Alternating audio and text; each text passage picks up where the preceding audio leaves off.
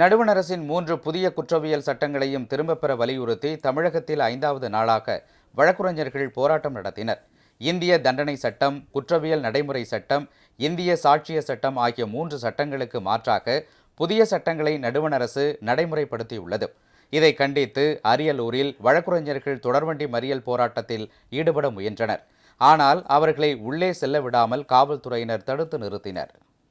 மோடி அரசின் இந்த புதிய சட்டத்தால் சாமானிய மக்களும் வழக்காடிகளும் வழக்கறிஞர்களும் ஏன் காவல்துறையினரும் மிகவும் பாதிக்கப்படுகிறார்கள்.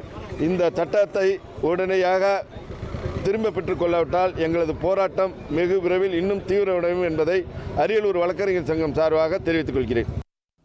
சேலம் ஒருங்கிணைந்த நீதிமன்ற வளாகம் முன்பு 100க்கும் மேற்பட்ட வழக்குரைஞர்கள் ஆர்ப்பாட்டத்தில் ஈடுபட்டனர். பின்னர் அவர்கள் திடீரென சாலை மறியல் போராட்டத்திலும் ஈடுபட்டதால் பரபரப்பு நிலவியது. பொதுவாக ஒரு நீதிமன்றத்தில் ஒருவர் குற்றவாளி என்று ஆஜர்படுத்தப்பட்டால் நீதித்துறை நடுவர் அவர்கள் 15 நாள் நீதிமன்ற காவலில் வைப்பார். இன்று 90 நாள் என்று அதிகரித்துள்ளார்கள். 90 நாள் என்றால் 90 நாள் காவல்துறையின் கட்டுப்பாட்டில் இருக்கிறன்னு தான் அர்த்தம்.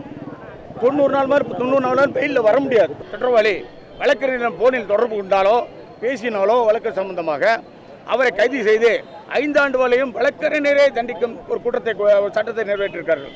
இதெல்லாம் மக்களுக்கு எதிரான குற்றம். கள்ளக்குறிச்சியில் புதிய குற்றவியல் சட்டங்களுக்கு எதிராக முழக்கம் எழுப்பியவாறு வழக்குரைஞர்கள் ஊர்வலமாக சென்றனர்.